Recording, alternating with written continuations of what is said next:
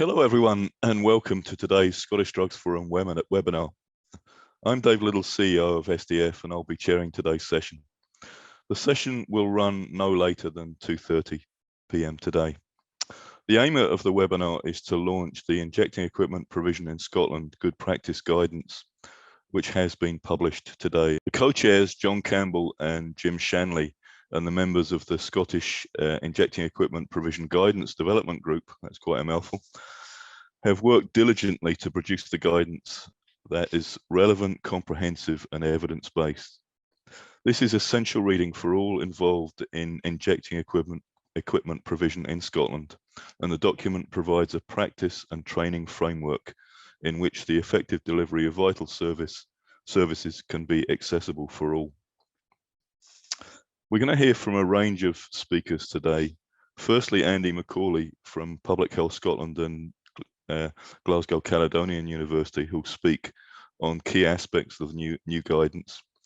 And that will be followed by 4 speakers talking about aspects of the guidance. Jim Shanley and Con Lafferty, both from NHS Lothian, John Campbell, NHS Greater Glasgow and Clyde, and Fiona Raeburn, NHS Grampian. So after we've heard from all of the speakers, we'll have a question and answer session. You can submit questions throughout the webinar. The Q&A tab is on your toolbar. My colleague Austin Smith will be monitoring the questions that come in and will join us for the Q&A, and he'll summarize questions that are being asked. We'll also be joined on the panel by Alex Adam from NHS Ayrshire and Arran. So let's get started with the first speaker, and I'll hand over to Andy McAuley. Thanks, Andy. Okay, great. Okay, so I've got the pleasure of opening up today's session with just giving people a brief insight to the key aspects of the guidance before the rest of the speakers talk a bit more in detail about the different sections within it. So I think it's important just to reflect where we've come from. The previous injecting equipment guidelines that people will see here and be familiar with were published back in 2010, so that was over a decade ago now.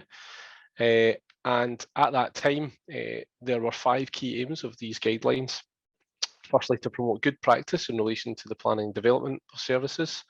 Secondly, to improve the accessibility of injecting equipment, particularly for people who are at risk of acquiring hepatitis C and other bloodborne viruses, because if you think back to the previous guidelines, they were very much part of the Hep C action plan implementation framework.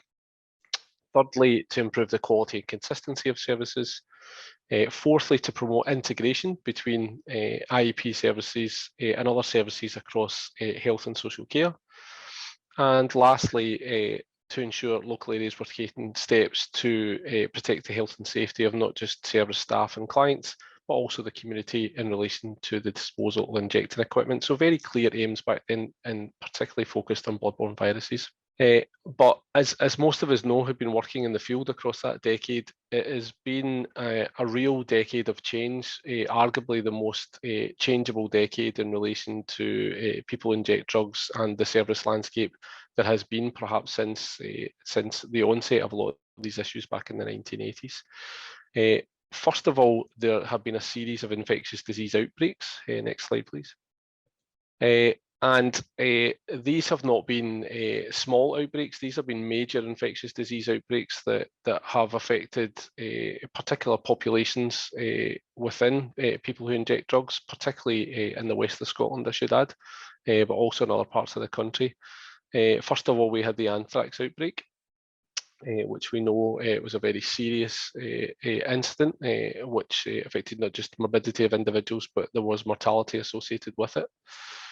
Similarly, we had a botulism outbreak around about 2014-15, which became the largest botulism outbreak amongst this population seen in Europe to that time.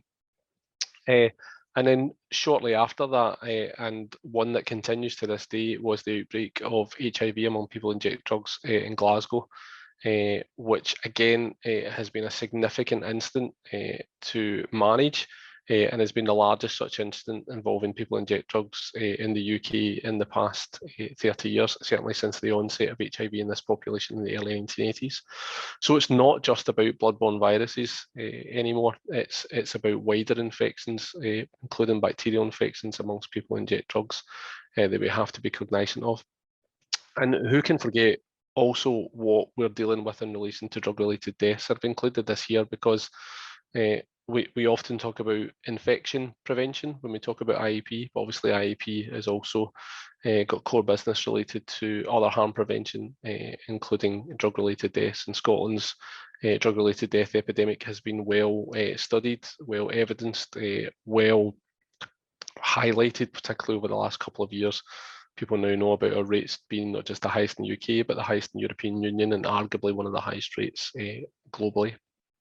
As well as outbreaks, we've also experienced a shift in drug culture, particularly among people who inject drugs in Scotland, the populations who tend to use our IEPs, and none more so than the shift to stimulant injecting among our kind of core injecting population.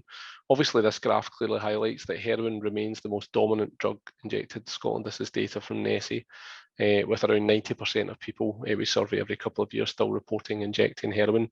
But we've seen a fairly transformational change in the injecting of cocaine, and this is powder cocaine. And we've seen that particularly over the last 5 years, as people who have traditionally injected drugs like heroin have now moved to either injecting cocaine alongside heroin or within the same cocktail. Or people who have now actually fully shifted from injecting heroin to now becoming cocaine injectors, which is something we probably couldn't have forecast almost 10 years ago, and has had a fundamental impact on the way we think about delivering services. You can also see in the bottom right of this graph that kind of small bump in NPS, and people will be familiar with the kind of NPS outbreak we had back, particularly in the Lothian area, back around 5 or 6 years ago, which had serious implications for the people who used those drugs at that time, and again had implications for the IEP services who were dealing with those populations at that time. Not highlighted on here, but certainly worth a mention is also the shift towards people injecting imaging performance enhancing drugs or IPEDs, and certainly the IEP services have had to adapt to that population, now the second largest population of IEP users across Scotland, and we've seen developments in some of the IEP services moving towards more dedicated clinics in part of the country. Next slide, please. And certainly that cocaine surge, or that cocaine increase we've seen over the past few years, has not just impacted on the individuals using those drugs, but it's impacted on the harms associated with that. We mentioned the HIV outbreak earlier, and certainly the research has shown that cocaine injecting was one of the largest drivers behind the onset of that outbreak in Glasgow. So it's something we've had to take very seriously, and certainly persists to this day in terms of the cocaine injected phenomenon, really starting in the west of Scotland, but now spreading throughout the rest of the country. Next slide, please. And cumulatively, you can see that outbreak in Glasgow and Clyde has affected nearly 200 individuals. Next slide, please. And that has had a broader impact of increasing HIV prevalence amongst people who inject drugs in Glasgow City from around 1% at the start of the last decade to around 10% now, almost a tenfold increase. Again, something we could never have forecast back then, given HIV was largely and had largely been under control for around 30 years. Next slide, please. So as well as outbreaks and new drugs, we've also got new treatments that we have to factor in to our service provision and the populations we are now working with. And the most notable new treatment, obviously, has been the implementation of the new direct acting antivirals, or DAAs, for hepatitis C, really since 2015, and they've revolutionised the treatment of hepatitis C. As I reflected on, the original guidelines very much came from the Hep C action plan, and we're geared a lot towards Hep C and other bloodborne virus infected individuals. And certainly Hep C has been revolutionised with these treatments. People can now be treated for Hep C successfully in around 8 to 12 weeks with minimal side effects. And again, this really has transformed Hep C for the populations we work with people now achieving a cure, sustained viral response, which is something which is a brilliant, I suppose, breakthrough for our field. Next slide, please. And the impact of that has been pretty seismic on Scotland. Scotland has an ambition for hepatitis C elimination in the population by 2024, and hep C elimination is defined as having chronic prevalence of less than 10%. And you can see areas that have been very, very aggressive in their hepatitis C treatment policies, particularly Tayside, which has done it through a research framework, as we know, have almost reached that threshold already. The latest NESI data shows that they're very much on that threshold of hep C elimination there. But even in areas who haven't had the same research infrastructure to impact on their hep C work, for example, Greater Glasgow and Clyde have shown also huge decreases in their hepatitis C chronic prevalence, 50% relative difference there to the recent data, which is really driven by these new treatments. And Scotland overall is certainly well on the way to achieving hepatitis C elimination, albeit we're still not quite clear how the pandemic may have impacted on those ambitions. Next slide, please.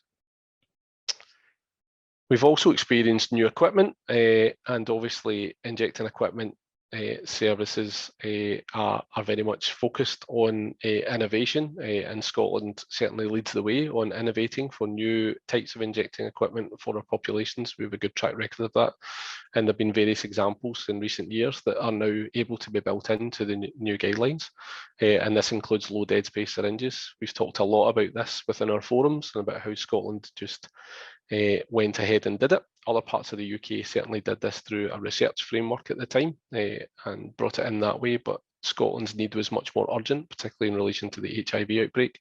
So these dead space syringes that you can see in the picture here were implemented without fuss, really, in response to the outbreak, and have now become a core part of the national response and are available across IEP services nationally. So these are, again, some of the sort of things that we'll see reflected in the new guidance.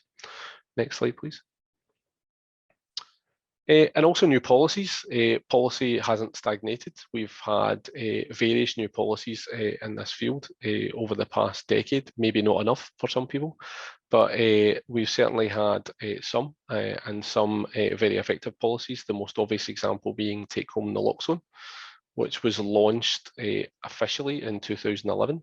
And after successful pilots in Lanarkshire, Highland and Glasgow.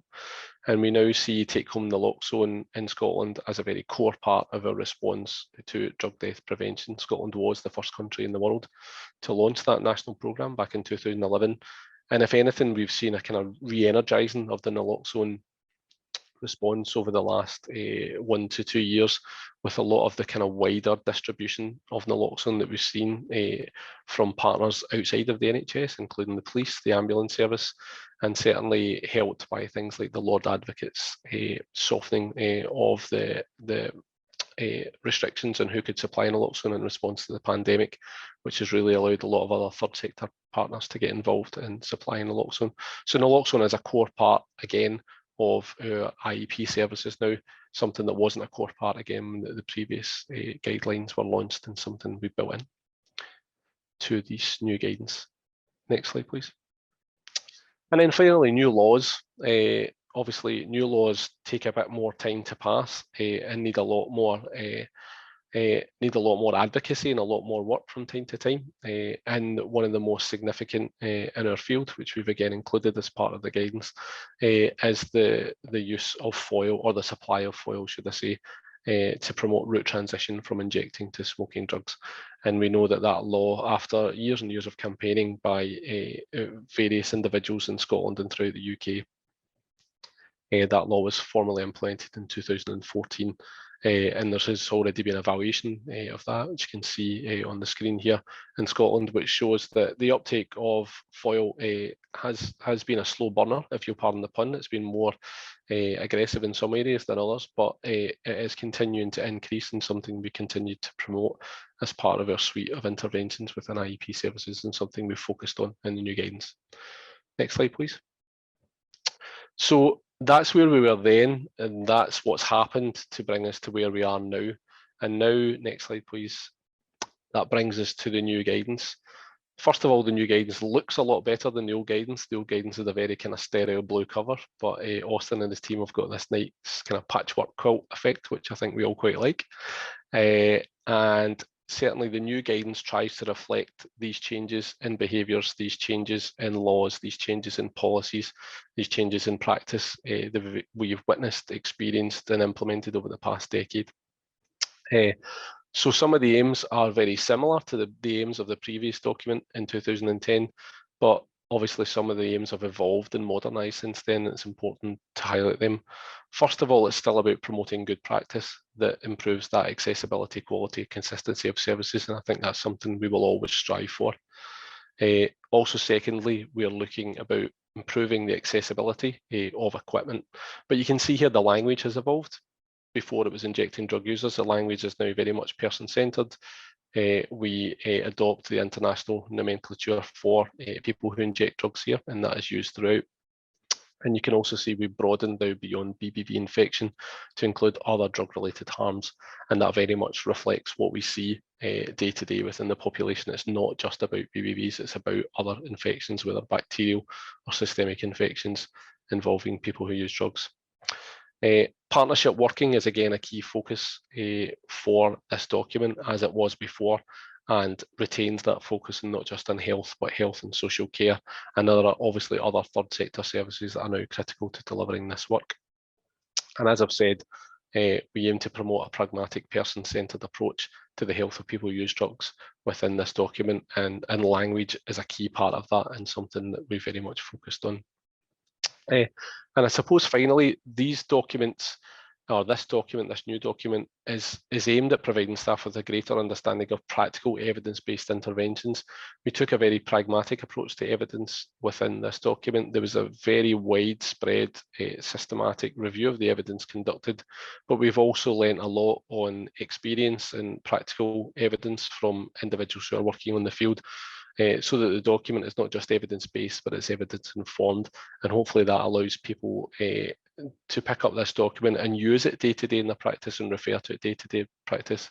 It's deliberately not called a guideline, it's called good practice guidance, because again, it's meant to be used practically to assist people to support not just their individual work, but development of their broader organisation.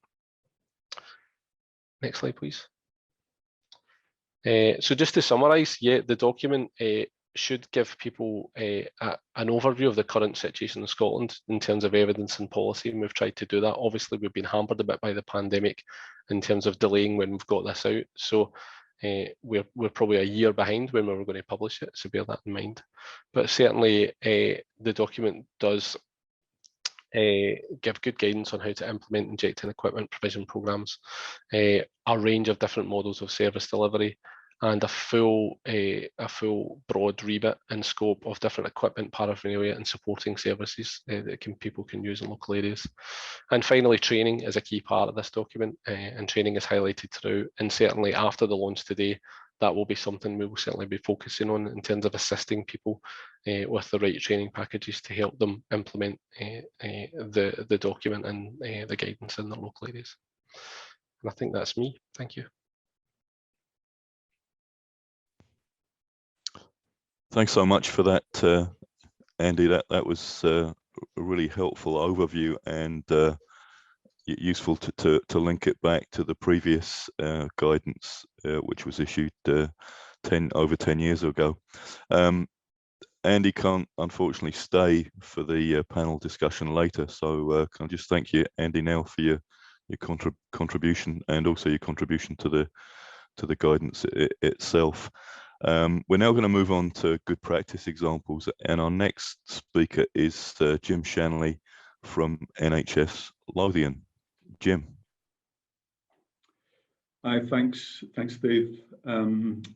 Yeah, I think I just wanted to give you some practical information coming from the guidance, and Andy spoke about the models of service delivery, and I thought today what we'd kind of show is from our own work here in Lothian and from the harm reduction team, the value of assertive outreach as a model. I think people would agree that there is a hidden, often chaotic number of people who unfortunately are not accessing harm reduction services. And we discovered that very much when we did a fairly extensive health needs assessment in 2017 in the city of Edinburgh. So we tried to think about how we might reach this population. So we originally did a short test change in East Lothian, and we decided to offer specialist service in people's home. We have since evaluated that and written a report. But because of that and the success of that, we've now extended this across Mid, East and now West and parts of the city. Interestingly, that assertive approach in people's homes goes down well better in the rural sectors than it does in the city, and we've not quite discovered why. Next slide, please.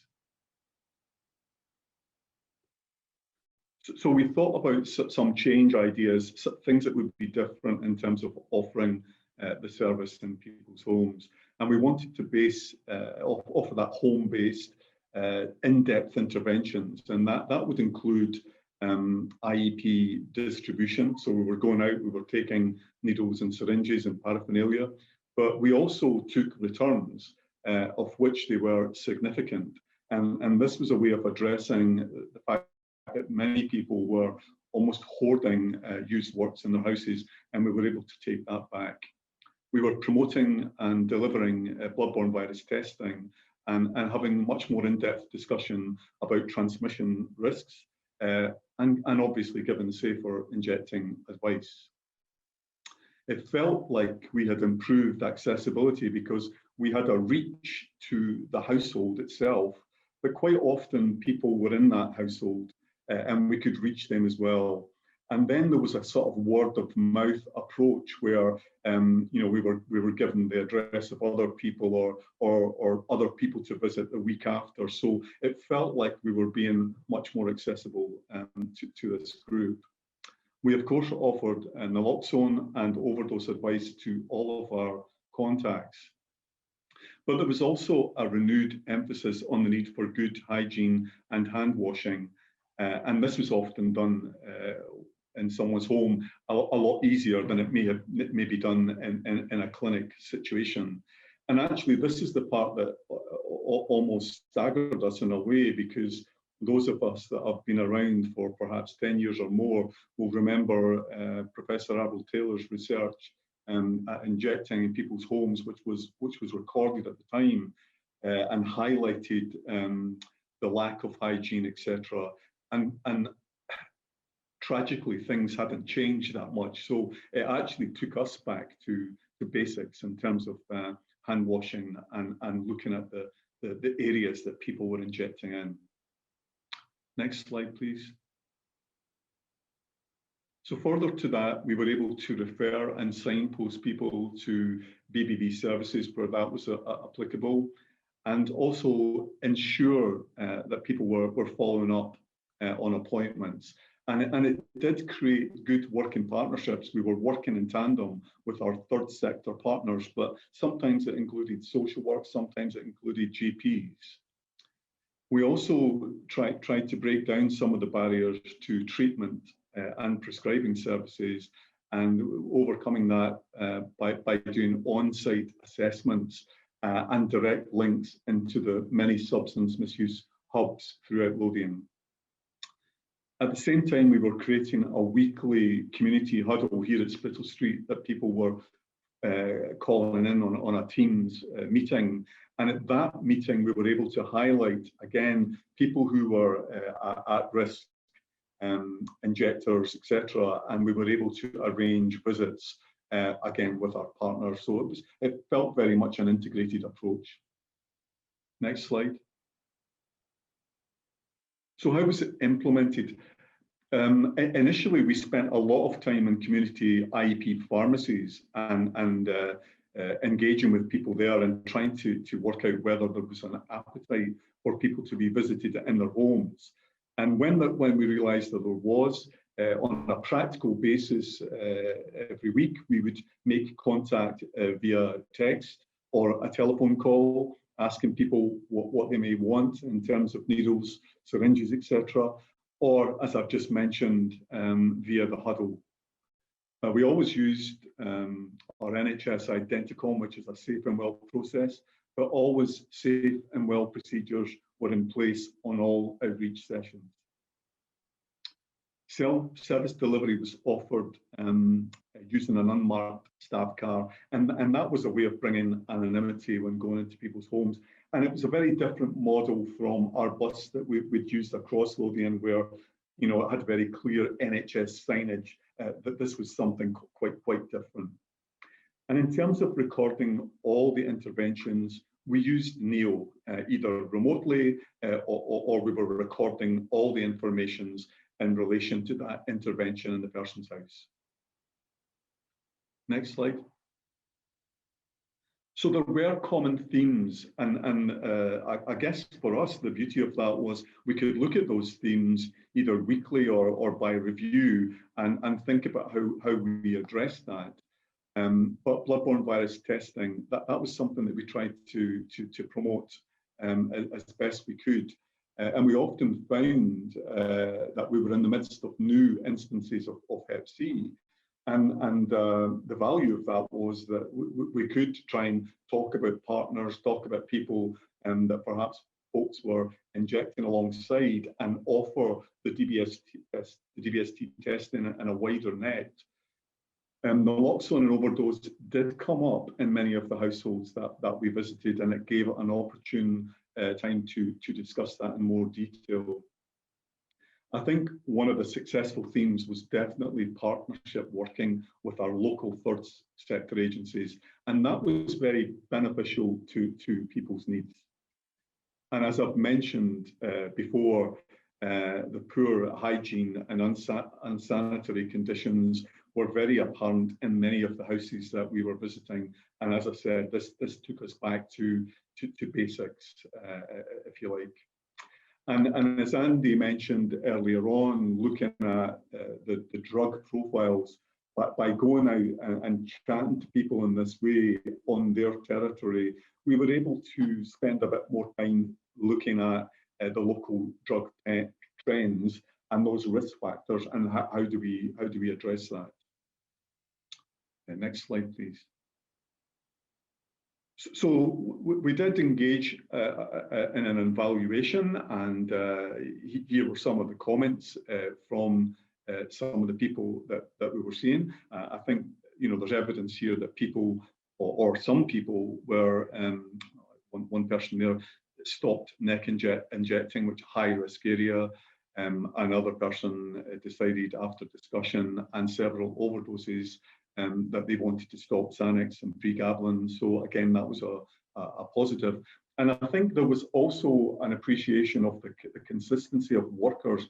It was the same team that were going out, and often that provided a degree of confidentiality and confidence in the service. And I'm glad to say that there was remarks around a kind and caring approach, which I thought was good and very important in terms of engagement. So we gave ourselves an A+ there, but yes, it was very, very positive. Next slide. So, I mean, in a way, this was our own recommendations, but I guess you could look at it in a wider sense in terms of looking at different models. But bringing specialist service into people's homes worked really well for us pre-COVID. And obviously there was a glitch during that period of lockdown, and we had to offer something slightly different. But we've just reinstated the assertive into people's homes, and it does work really well. We linked in with people who were not in services, and that was a positive, and we encouraged more regular contact, not only from them, but often from the people they referred us to. Getting people on prescriptions was another plus, and in fact, now that's very reflective of the MAT standards. But we also got people into BBB treatment services where that was appropriate, and again, working very closely with the BBB testing team and getting people into treatment. And I think finally, for us, it was just seeing the value of assertive outreach as another means or another option to meet our risk reduction goals. And it's part, I think, of a package in terms of how we approach harm reduction in Lothian. So thank you very much. That's all my slides. Thanks very much, Jim, for that contribution. And we might come to the aspect later in terms of rural versus urban. And you were suggesting that your approach worked better in rural areas in terms of assertive outreach into people's homes. And that's just a reminder to those of you on the call today in terms of the Q&A. If you do have any questions that are stimulated by any of the speakers, please put them in to the Q&A as we progress. We'll now move on to our next speaker, who is Con Lafferty, also from NHS Lothian, who's going to talk about Edinburgh's steroid clinic. So over to you, Con. Thanks, Dave. So hi, I'm Con Lafferty, and I'm the Band 6 nurse of the Neon team at the harm reduction team at Spittal Street. And I've also led on the development of the Edinburgh steroid clinic. So just to start off, I would just like to speak about why we introduced this clinic and why we developed this clinic in the first place. So we use a database called NEO to record all our injecting equipment provision transactions. And on that report, we found out that over a fifth of those attending injecting equipment provision services each year were those who were using imaging performance enhancing drugs. And they also accounted for 10% of all IEP transactions, as when they do attend, they tend to take more equipment away with them. Also, in the Lothian data, in the under 25-year-old male age group, imaging performance enhancing drugs are now the most commonly reported injected drug. Okay. Lastly, in the last needle exchange surveillance initiative report, it was indicated that around 7% of people in Scotland who took part in the study who were injecting iPads were living with hepatitis C, and the national study indicated that over 8% had hepatitis B. Certainly that's not what we are seeing in the blood results we are taking, as we haven't actually tested anybody positive for these bloodborne viruses as of yet. So we explored the possibility of setting up a clinic in Lothian, and with some aims. The main aim was to increase engagement with imaging performance enhancing drug users, as people, when they're buying the imaging performance enhancing drugs, they tend to buy them online. Steroids and other iPads are Class C drugs, and they're can be freely available to purchase online. So a lot of people, when they buy the imaging performance enhancing drugs, they buy their injecting equipment as well. So we wanted to reach out to those who maybe weren't in touch with services. We also wanted to understand better the needs for the client group, and by setting up the clinic. We also wanted to gain a better understanding of the harms and issues that those who were injecting iPads were experiencing. On the back of the NESE and National iPad study, we also wanted to increase bloodborne virus testing and Hep B vaccinations for this client group, as when the people who were using iPads were attending our services, it was very rare that they would actually accept a dry blood spot test or any blood testing. We also wanted to break down barriers to other healthcare services, as many of the men that we've engaged with have said that there's a real lack of knowledge or support from other healthcare services. And also we wanted to gather data as well. Okay, so when we initially set the service up, we looked at the services that were available. So we were looking at the excellent service in Glasgow primarily, and we based the model similar to that. So we had a drop-in clinic out of hours. There is some evidence to suggest that those using iPads prefer to come to services out with time that other drugs users are attending. We started to offer something called post-cycle blood testing anonymously. So when people take steroids, it's recommended they use them in cycles and then they take a break, because anabolic steroids can inhibit the natural hormone process surrounding testosterone and other related hormones, so that they have to take a break to allow that to recover. So we would take their bloods post-cycle so people could see if they had actually made a recovery, and by far this has been the biggest draw to the clinic. I feel if we didn't offer those blood tests, then the engagement numbers would be much lower than what we're experiencing. And we also offer injecting equipment provision and harm reductions advice specific to those using iPads. We offered mental health support as well, and you'll see in the next slide that actually mental health reasons were the biggest reported reason for people using iPads in Lothian.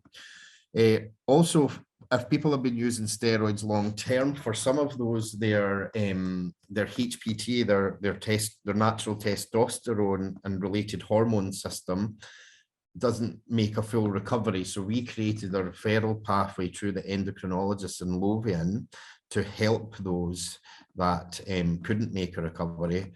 And also to gather the data, we were collecting it on paper and adding it to a spreadsheet out with clinic hours.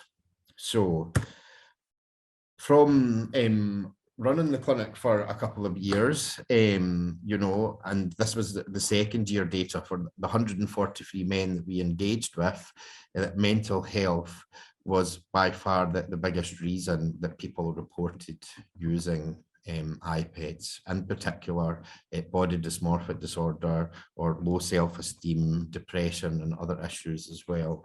We were also encountering some other issues where people had said they'd been to their GP with low libido, and often what they were offered was just antidepressants. And if anybody knows much about antidepressants, they do suppress testosterone even further. So it didn't actually fix the problem of the libido, and it made them worse. So we had some people, we have quite a few people now who are self-medicating low doses of testosterone to help with that, often with positive results.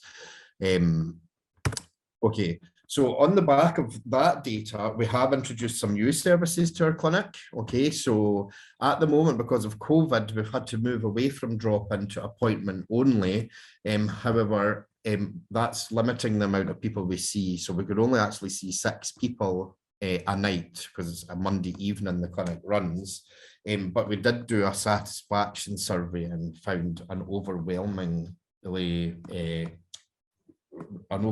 response from the service users for a move back to drop-in service. We now offer mid-cycle blood tests as well, because what we were finding is with the post-cycle blood tests, a lot of the time, people were making a full recovery. And then, as with all injecting equipment provision services, our primary goal is to hopefully get people away from injecting, or at least making changes. However, what was happening is when people were getting their blood results back and they were coming back normal, they would just go back onto the same steroids that they were using before.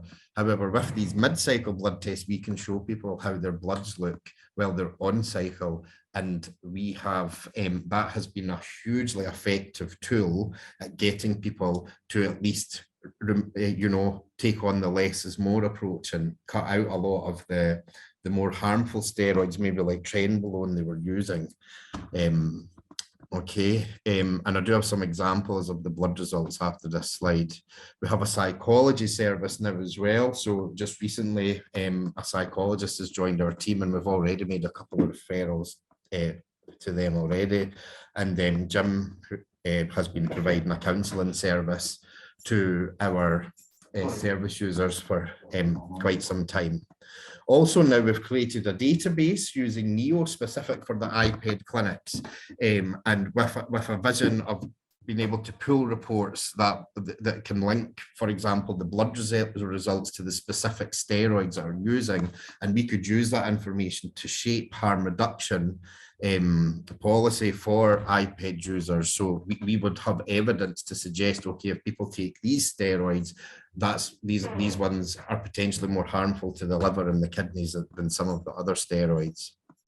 Okay, so here's some of the post-cycle blood tests we took. So particularly when people have only been using a testosterone ester of steroids. And as you can see, I'll just briefly talk about this, but if you just look at the ranges on the side, everything's went back to normal there. That doesn't always happen though. Like these are people, this person here was taking a really powerful nandrolone drug called Ment. And even after a post-psychotherapy is recommended in the literature, they could not get their hormones working naturally again. And here's another one here. This person was using a commonly known steroid called decadurabolin, and not as severe as the other results, but still not a full recovery. However, here's some mid-cycle blood test results. So this is some of the evidence we're hoping to gather on the via the NEO database. So again, this is somebody using only testosterone, and here, you know, the hormones, you can see how the hormone profile has been affected negatively, but their kidney and liver and cholesterol levels seem to be in normal range. However, here's somebody using a drug called trenbolone, and you can see their cholesterol levels are really highly elevated. The ALT in the liver result really highly elevated as well. That estradiol reading, that's from what's called an amino acid test, and it gives us a fake reading. So we do send bloods to a lab in Manchester now for mass spec testing that gives us a more accurate result. And so you can see why maybe the mid-cycle blood test, when people see that, they're more likely then to cut those more, if they're not ready to stop using iPads, at least they are more likely to cut out the more harmful steroids. Okay. So other things that we're noticing in Edinburgh is we have a very high portion of service users that are not using steroids and cycles anymore, and they're doing something called blasting and cruising, or they call blasting and cruising, where they take a really high dose of steroids and then they take a very low dose of testosterone, because mentally they feel they can't cope with this crash period, because after they've been using for a while, they may not be, when they come off, they may be producing little to no testosterone, and they feel very depressed during this period.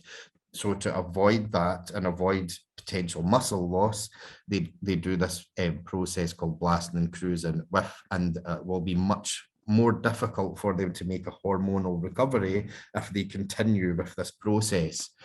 I did mention the iPad NEO database that we're using to gather enhanced information now. And we would like to see more services gathering this data so we could produce national reports. We want to introduce sexual health screening as well, and one of my colleagues is in the process of trying to arrange that.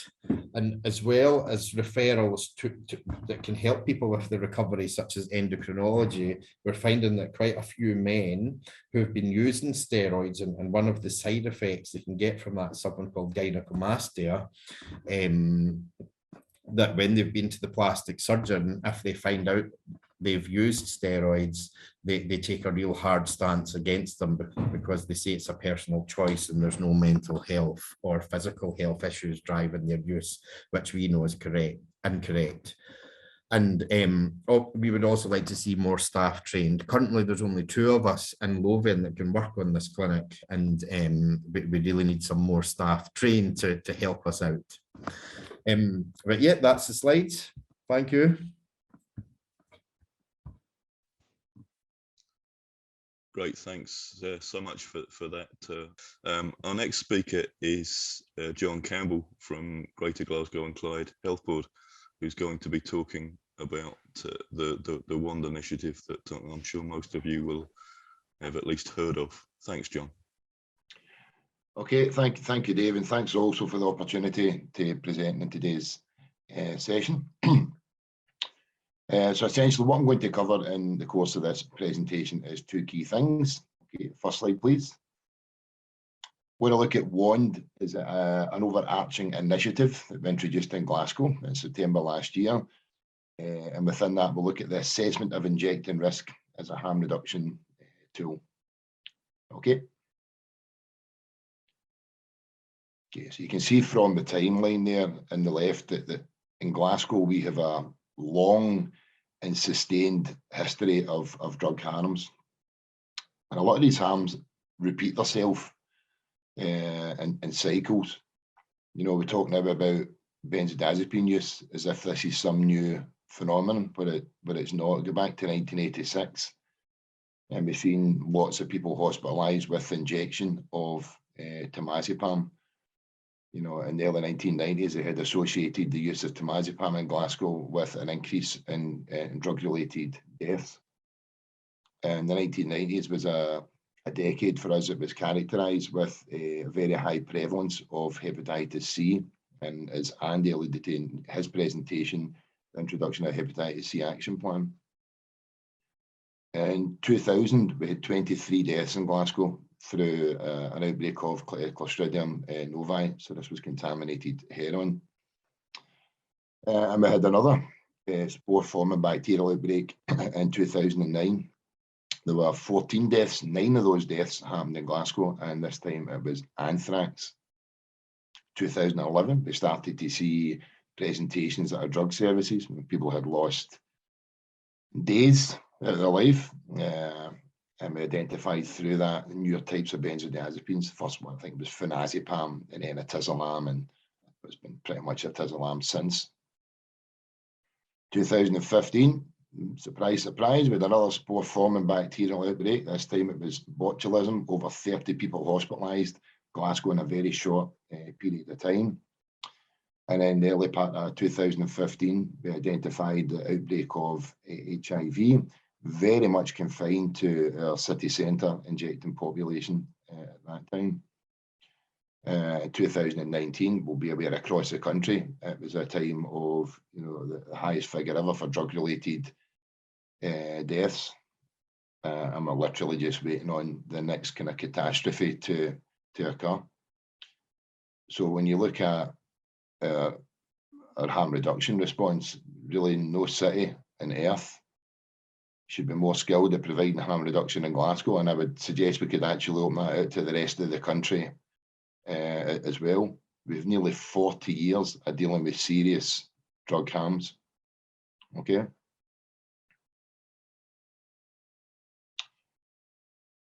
So obviously I can only speak from my own area here. I mentioned the previous slide how we had a long and sustained history of drug harms in Glasgow, but we've maybe not had a long and sustained effective harm reduction response. If you look at all the big harm reduction initiatives that we have introduced, going back to the mid-1980s, where needle exchange was introduced because of the outbreak of HIV. We spoke about the outbreak of hepatitis C, how that led to significant funding and action plans. Rise in drug deaths led to us looking at naloxone, the first naloxone pilots in Glasgow in 2007. And then history repeating itself in 2015, with the outbreak of HIV in Glasgow led to, you know, a number of different responses. But they aren't just that, the responses, they've been very reactive, sometimes very effectively reactive, but they've been reactive to the situation. And I would suggest we maybe haven't been as good just implementing harm reduction as part of our overall response throughout those decades. And I think that plays out in practice as well. You know, I think staff also, staff can be quite uncomfortable using a tactile harm reduction approach. You know, certainly when we spoke to people that had been injecting in our city for a number of years, sometimes decades, you know, they would inform us that no one had actually sat down at any point and spoke to them in depth about their injecting. And even the most basic things we haven't been discussed, you know, to do with sanitising, washing hands, cleaning injection sites, preparing drugs for injection in the least harmful way. And I think there's the reason for that. The reason for that, there was no real comprehensive assessment to take both the member of staff and the client through the injecting process. Okay. Now, if you look now at the drug harms in Glasgow, then very little's changed. You know, we obviously had the highest percentage of drug-related deaths in Scotland in the last figure since we introduced the assessment injecting risk. You know, we were actually, probably shouldn't have been surprised, but we were really surprised at the number of injecting-related complications we were seeing. And blood-borne virus remains an issue. We now have 189 individuals HIV positive linked to that outbreak. It started in 2015. Okay.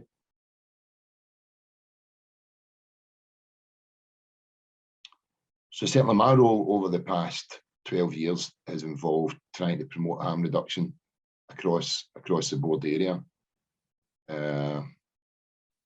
And if I'm being honest, I don't think it was great. You know, when the drug death figures are out, then we visit the services, we would retain the staff, we'd encourage them to give out more naloxone, and that would work for a week or two, and then it would be, you know, back to kind of baseline. And same with the outbreak of HIV, you know, really encouraging services to do dry blood spot testing, you know, and you would get a wee surge for a week or two, and then that would just fall off as well, as if it wasn't ever seen as a core part of staff's duties.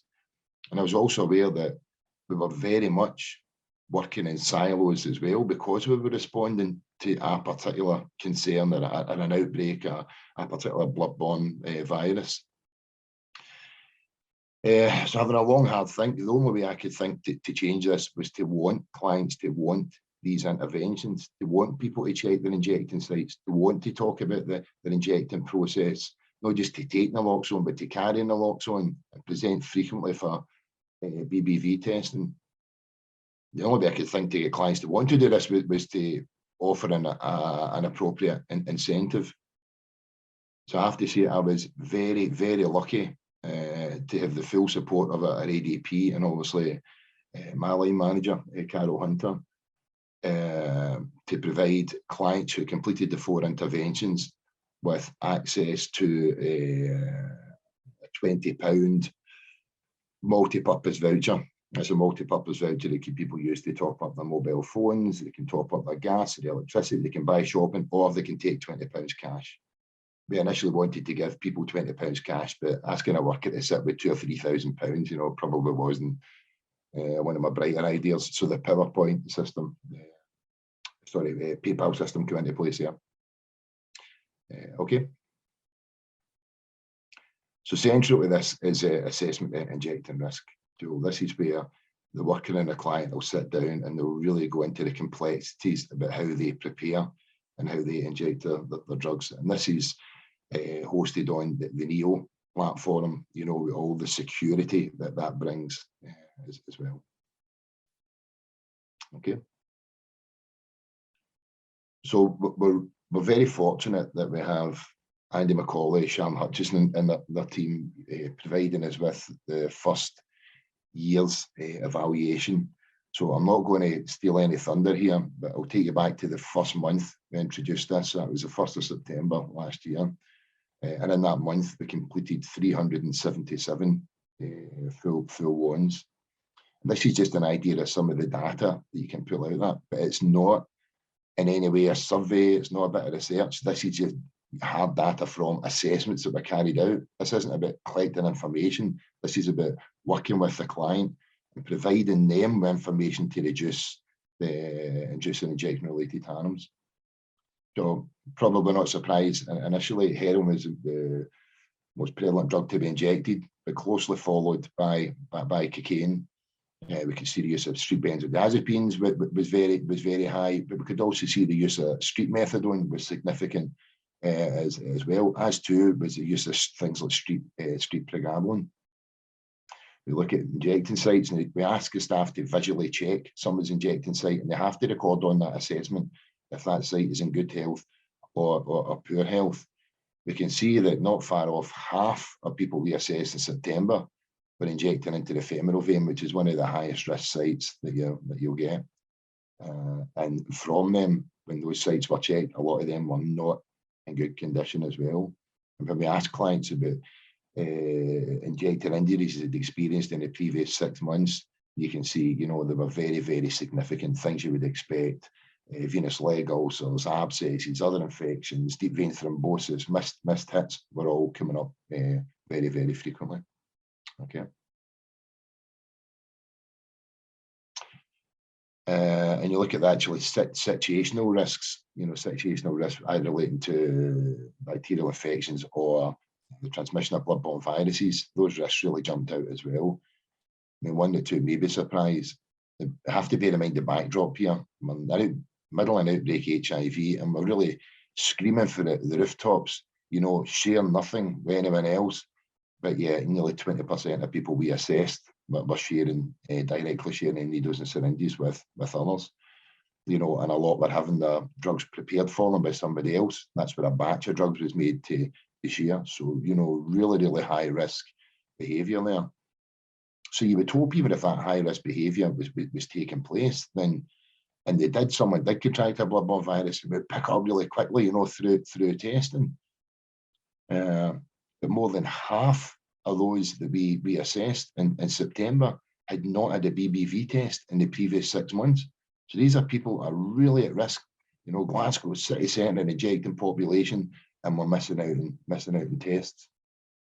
And then also unaware of their current status through that. Okay. So where we are now with the WAND initiative, we've now topped 1,500 fully completed WANDs.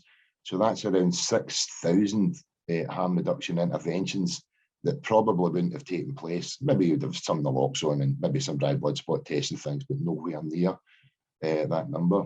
And I'm really hoping the Public Health Scotland evaluation is able to highlight the information we're giving clients is being adopted to some level, and we would hope that would show things like a reduction in the injection into high risk sites, and not just the taking of naloxone, but the carrying naloxone and showing it to the member of staff at the time of assessment as well.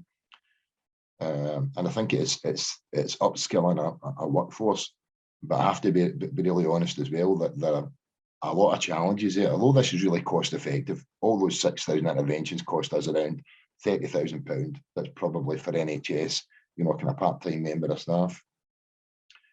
It's really challenging for staff, to change their practice so quickly.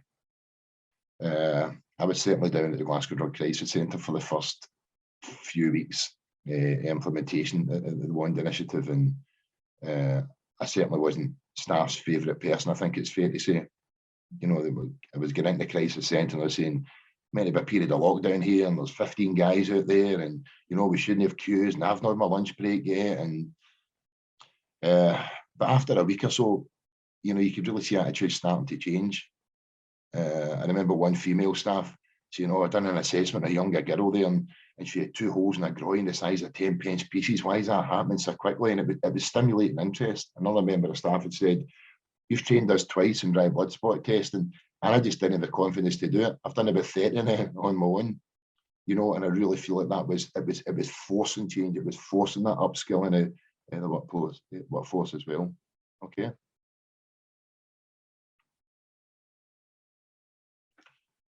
It's been incredibly humbling to see so many areas looking to adopt this, whether they're adopting this straight away or they have their own slant.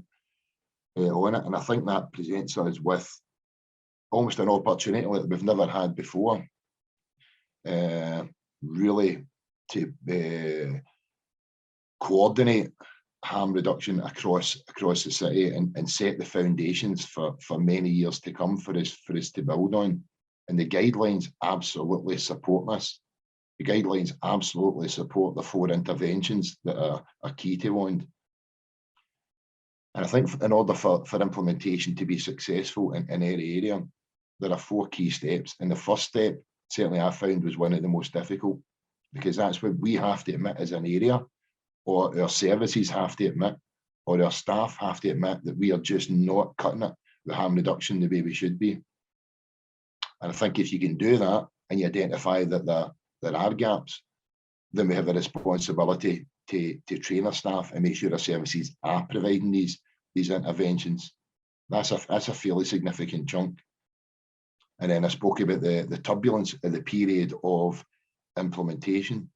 But if we can do that and we can get to the stage where we're monitoring this, we should be able to see really clearly if these harm reduction interventions are making any significant difference. Okay, thank you.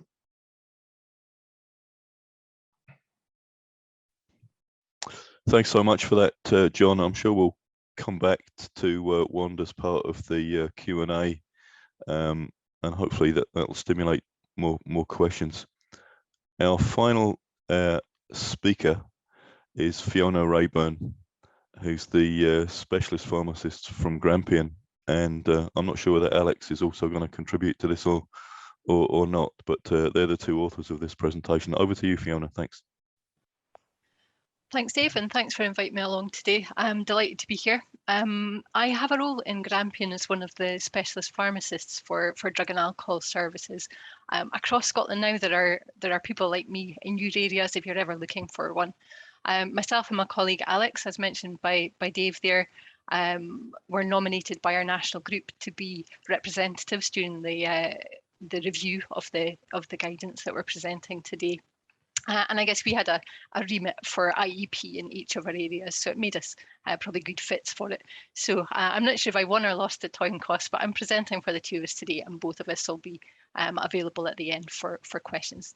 So I guess what I'm trying to do today is just present an overview of where pharmacy is, and maybe present some opportunities where we can use the skills of community pharmacy to improve outcomes for people who inject drugs.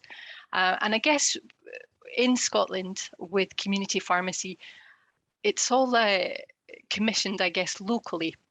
So between local health board areas, local pharmacy contractors, there's agreement made on how the service will be delivered. And for me, I hope that the guidance is something that we can use to influence what those agreements look like. And hopefully as a result of that, improve the quality and the consistency of what's delivered across Scotland. So we're giving people access to the same regardless of where they enter.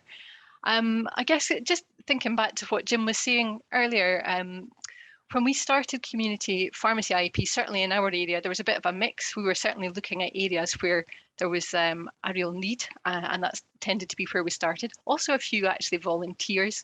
Over time, that's, I'm glad to say, changed. And we actually, certainly in the Grampian area, have a lot of pharmacies keen to deliver the service now. And the way that we look at it now is still based on need, but not always just based on volume as well. We do look for gaps. So in likes of rural areas, there's usually a community pharmacy in there. So it's an opportunity there as well. Comes with its challenges as well. So I guess in those particularly small rural environments, it can be difficult to go into a pharmacy where everybody knows you and ask for a service. So that's something I guess we need to give a bit of thought to. And I guess with the guidance, our aim was to give a bit of clarity and consistency on what might make a good pharmacy service. So I'll start just by covering a bit about what I think perhaps might make pharmacy a good candidate for delivery.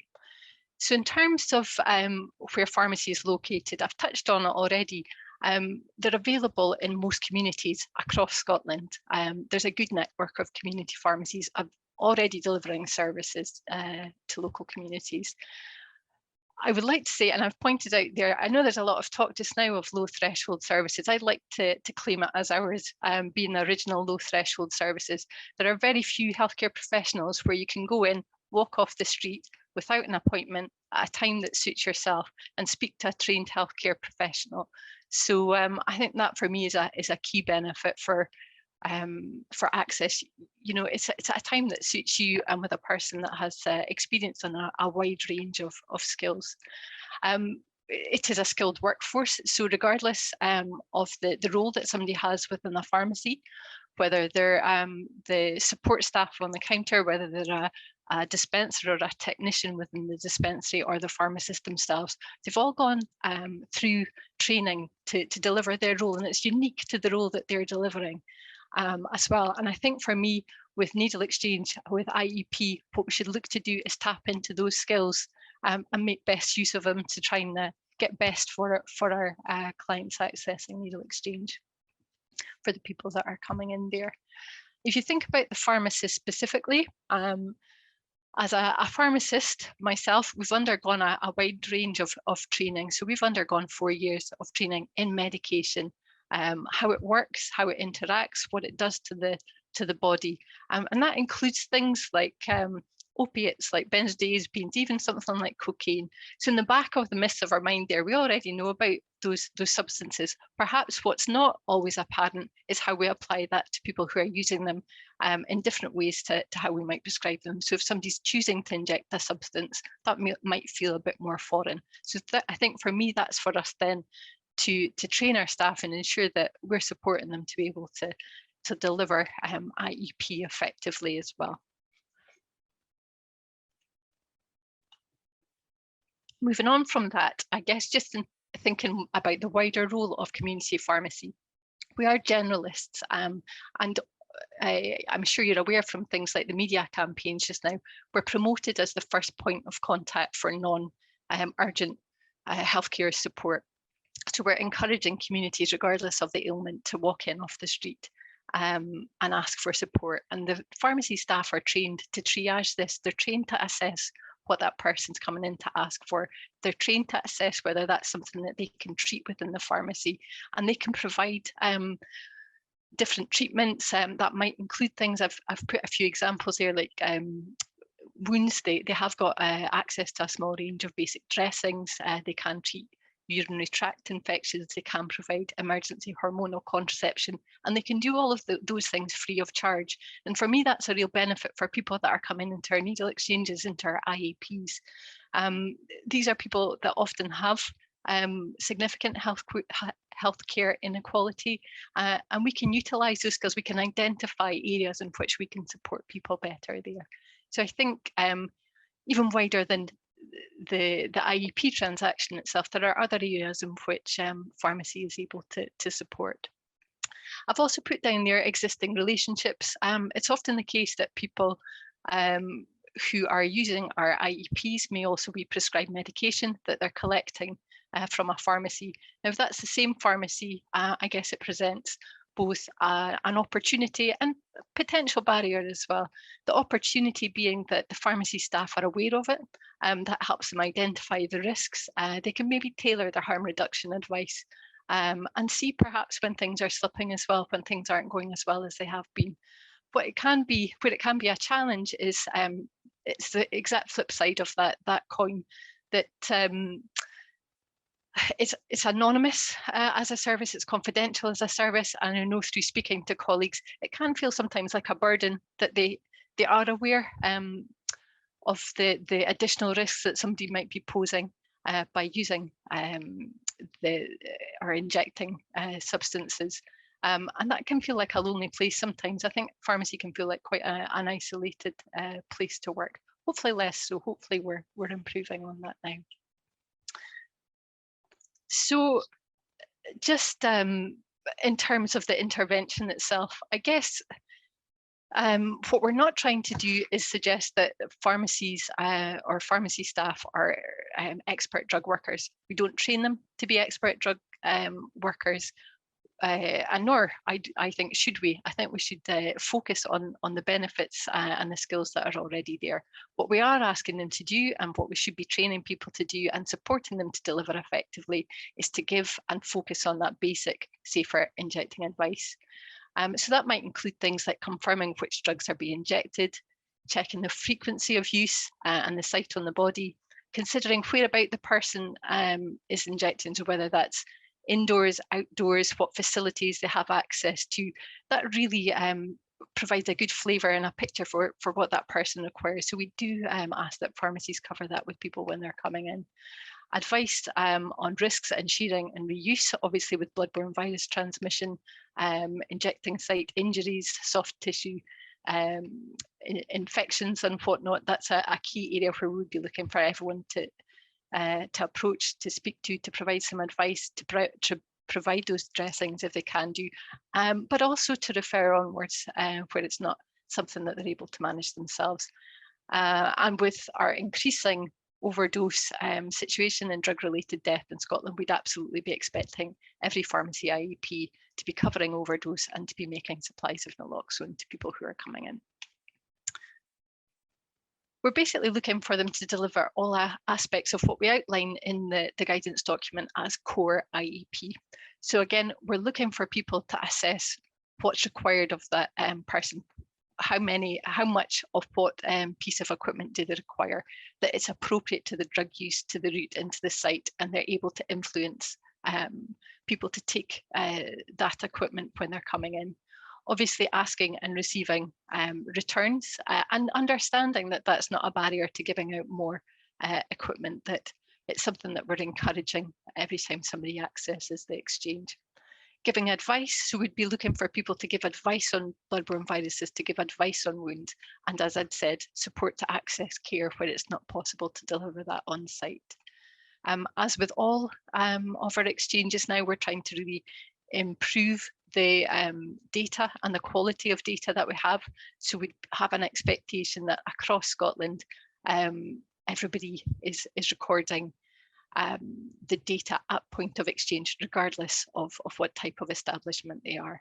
And referral and signposting. And again, just touching on that, where it's not possible to deliver it on site, it's knowing who the services are. So we have a responsibility to ensure that all of our pharmacy IEPs know who their local drug service is. They're obviously aware of the GP, and they have those relationships where they're able to ask questions, where they're able to signpost in, where they're able to refer onwards where support's required that they're not able to deliver themselves on site.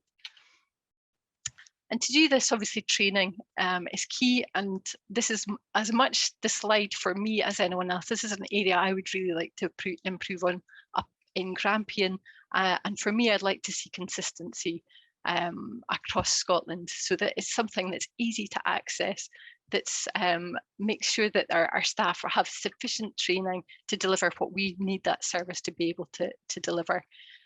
We need to deliver it at a time that's or at a frequency that means that we're keeping our staff upskilled. I think for me, there's been a lot of staff turnover, both in pharmacy but across services. So we need to have something that's easily accessible to people, that they can tap into at a time that suits them, and that it's pitched at a level that I guess is accessible for all staff levels as well. And I think for me there's a responsibility on board areas to make sure that that's accessible to everybody equally, but also the responsibility of the pharmacies to ensure that their staff are skilled up, and they're thinking about who will be delivering that service, who's best placed to deliver it, and they have been given support to access that training, time to access that training. I think the final thing I was going to touch on is the environment. So again, I think we've got some great pharmacy staff across our network of pharmacies in Scotland, and I'd like to think that certainly we have some great services delivered out there, but I think there's areas for improvement for all of us. And actually I'd extend that past pharmacy. I think all of us as services could stop and have a think about What is it like to come into our service? How would I feel to come into this IEP and ask for the service? Is it discreet? Is there an easy way to ask for it without highlighting it to the wider population that's in about, the other members of the public that are in about? Is there anything that we can do differently? And then for myself, what can we support people to do things differently? What support can we provide? And I'll end on a cheese fest at the end with my team's motive. I think for me, the value of having different services involved in delivering IEP is that we all have our own strengths. And I think the collaborative approach to it, so knowing what the strengths of the different services are, allows us to deliver the best possible outcomes for people accessing our services. And I think people using our services are key to that, to inform what do they like, what's working well, what's not working well. I think we should be looking for opportunities for collaboration and using all of our strengths to achieve best outcomes. And I will leave that there. Thanks, Fiona. That's a great point to end on. Could we have the panel back now? We haven't got long left for questions, but can I ask everyone to come back in? And we're also joined by my colleague Austin Smith, who's been looking at the questions as they are. Austin, do you want to kick off with anything or reflections from that? Certainly, I've got one or two questions to the panel. Yeah, well, one of the things that came up was about the demand that's on frontline services and delivering a number of things. So we've now got guidance around IEP development, but we've also got the MAT standards. And of course, MAT standard 4 asks that everyone is offered evidence-based harm reduction at the point of their treatment delivery. So I suppose the question would be about, does the guidance support that and help people through that process? And I suppose my own personal reflection would be, is John's point about being the first step, about admitting there's an issue, be around an admission that we've failed largely to integrate treatment and harm reduction. Okay, just before, I think maybe get John to answer that first of all, but just also to welcome Adam to the panel as well. Sorry, Alex, I didn't introduce you formally, but thanks. John. Yeah, okay. I mean, this is a historical issue. You know, again, I can only speak from, you know, our perspective in Glasgow. For the past 2 decades, you know, with treatment services that have were set up mainly, you know, we also have a treatment focus, and that was providing some form of ORT. And the past decade or so, in addition to that, it's been very much recovery focused. So you had this ORT, or you had, you know, the recovery, but there was no low threshold access for harm reduction, you know, and that's still the case in a lot of our services in Glasgow. So this is a huge challenge for us. We have services in the heart of the communities where people need to use them, but there is no low threshold access to naloxone, to injecting equipment, to wound care, you know, and all those other harm reduction things that would be incredibly beneficial. And I would imagine that would be a challenge across the country as well, but we'll have to change that at some point. Thanks, John. Alex, can I bring you in? Thank you for springing that on me. I think I'm not sure why I'd be the one to answer this. Fiona is much more the competent pharmacist than I am. So I think Fiona's point is that pharmacy is a low threshold service, and I think the value in pharmacy is that they are multi-purpose and multi-capable, and they already have the location, the infrastructure to be able to engage with people within their communities. And all we're asking people to add is an element of harm reduction. And harm reduction is bread and butter for pharmacies, whether that's around cardiovascular health, whether it's about dietary health, whether it's about smoking cessation. This is just another public health element that we are asking. And we're looking to destigmatize that and take away the fear and the shame and the concern about it, and just have people within our communities accept that these are people who need help, these are people who are asking for help, and these are people who should be offered help.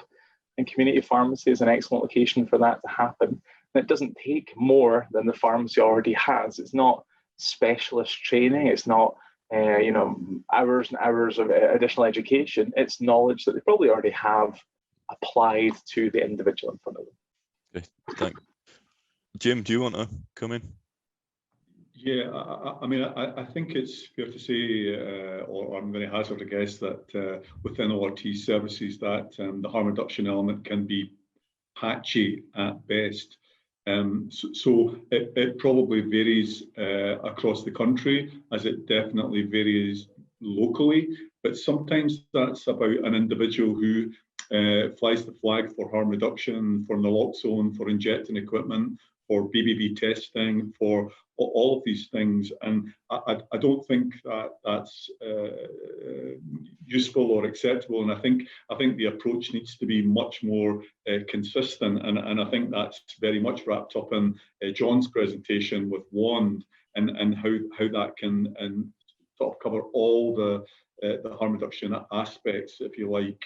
But there does need to be, I think, a greater consistency on how that is delivered and where that's delivered. Yep. Thanks. Fiona.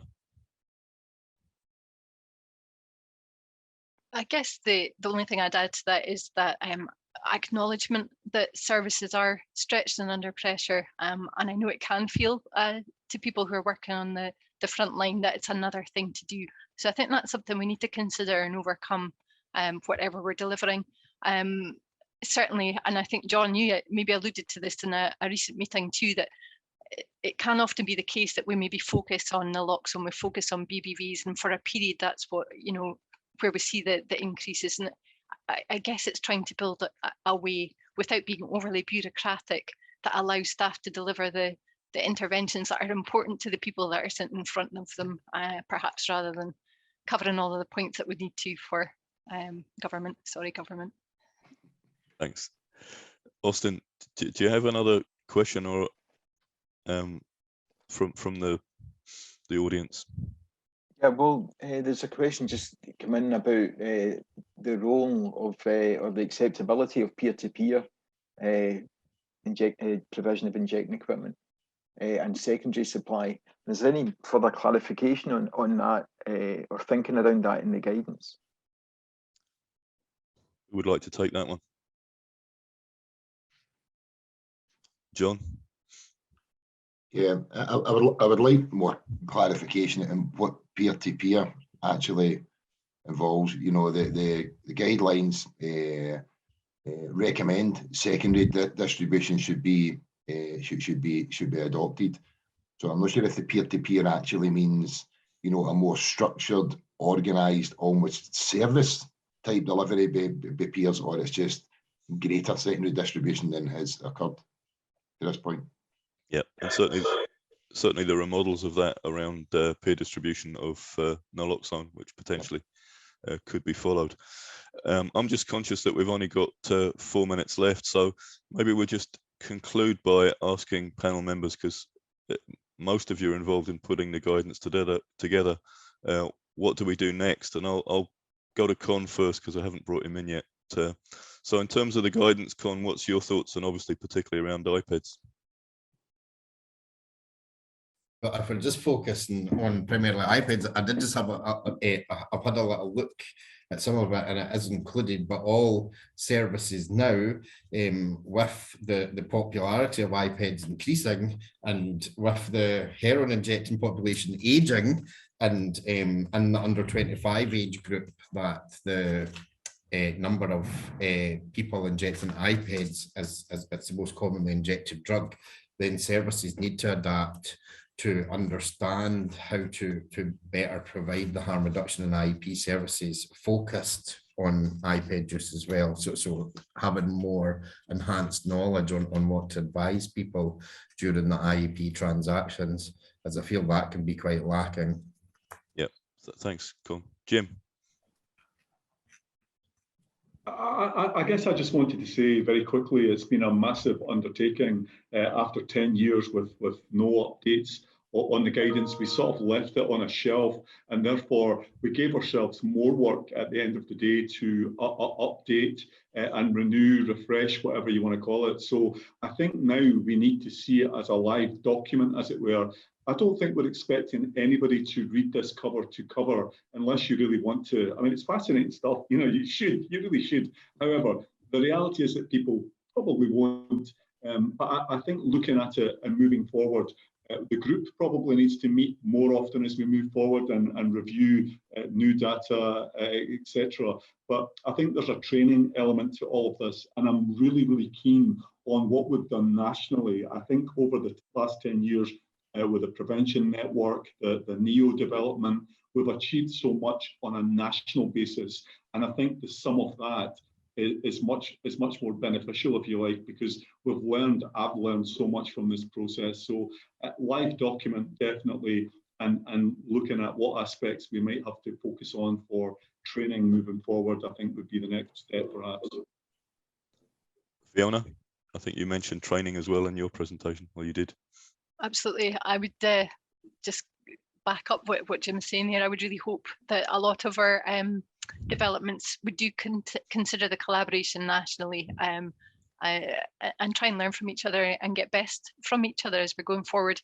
I guess for me, just thinking about Grampian as a whole, what I'm hoping from this is that we just take stock, we sit back, we think about where we are, we perhaps pick up on some of that self-critique that John alluded to. We really honestly look at what we're delivering, see where the gaps are, and consider how we can make steps forward. But I think we do need to assess what's required realistically to allow that to happen as well. Okay, that's great. Thanks, Fiona. Sorry, I'm going to try and keep to time by winding things up now, but thanks all of you for your contributions.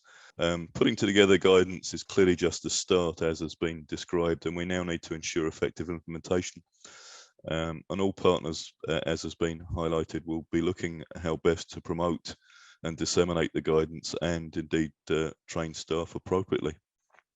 So finally, I'd like to just thank you all for attending, and a special thanks to today's presenters and panelists for what I hope you'll agree has been a very thought-provoking session. So thanks again, and goodbye for now.